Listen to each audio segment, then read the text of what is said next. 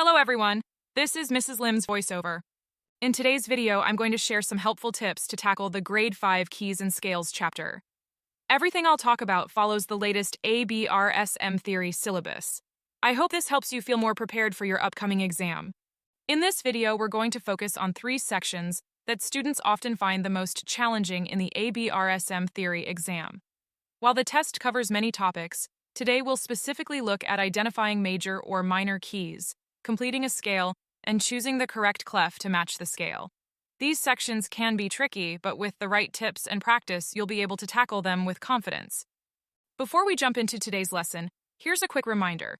Make sure to review key topics like major and minor keys, as well as harmonic and melodic minors.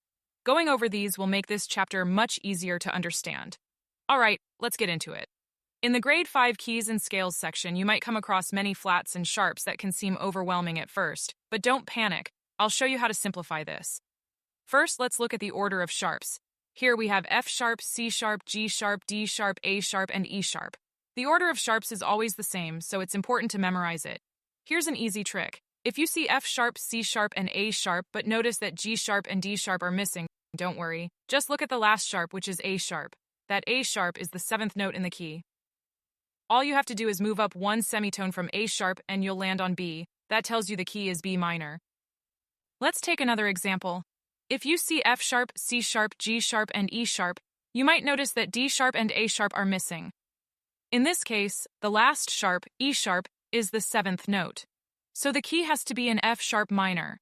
The key takeaway here is, if you can figure out the 7th note, finding the key becomes really easy.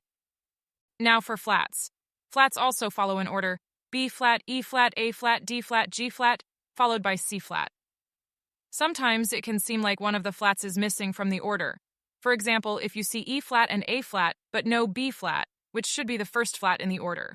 When you don't see B flat, it means the B flat has been raised to a B natural. In other words, instead of B flat, you now have a B natural in the key signature. This change tells you that the key is C minor.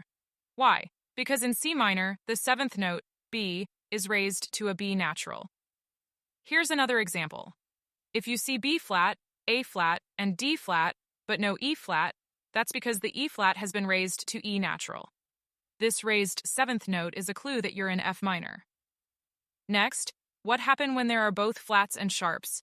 When you see both flats and sharps in a key signature, it might seem confusing, but here's a simple rule. Always focus on the sharps to find the 7th note. The 7th note will never be a flat. It will either be a natural, sharp, or sometimes a double sharp, but never a flat. Let's break it down with an example. If you see B flat, E flat, and F sharp, you might think, what's going on with these flats and that sharp? But just focus on the F sharp. It's the 7th note. Move up one step from F sharp, and you'll find that the key is G minor. If you see F double sharp, this means you are in the key of G sharp minor. For major keys, they are usually more straightforward. Just follow the order of sharps or flats as they appear. Let's do some practice. Here are a few sample questions from the latest ABRSM music theory papers. In this first question, we've got B flat, E flat, and F sharp. The 7th note is F sharp, so the answer here is G minor. In the next one, we see B flat, E flat, A flat, D flat, and G flat.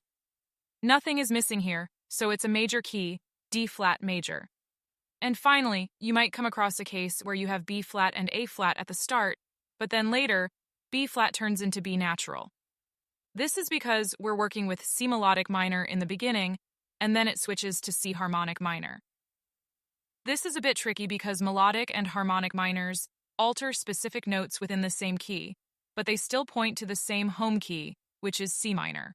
Now you'll be asked to complete a scale, like an A major scale. Here's a tip. Write out the notes first: A, B, C sharp, D, E, F sharp, G sharp, A. Once you've written it down, finding the missing notes becomes super easy. Next, identifying clefs. This section can be a bit tricky because you need to match the clefs with the correct minor scales. Since we've learned about both harmonic and melodic minor scales, make sure to pay extra attention to whether the scale is ascending or descending. Here's a helpful tip. Write the key and key signature on top of each clef in your question. This makes it easier to spot the correct answer. Also, check the first note. It often gives you a clue about the key. For example, if the first note is B flat in treble clef, it could be B flat minor. This simple habit can save you time and help you find the right answer quickly. Now let's look at an example. If you see a treble clef and the first note is B flat, you can think, okay, we've learned B flat minor, so this could be a possible answer. But if it's in bass clef and the first note is D flat, that's not a key we've studied, so you can eliminate that option right away. If it's in alto clef with C flat minor, again, that's not a key we've studied, so cross it off.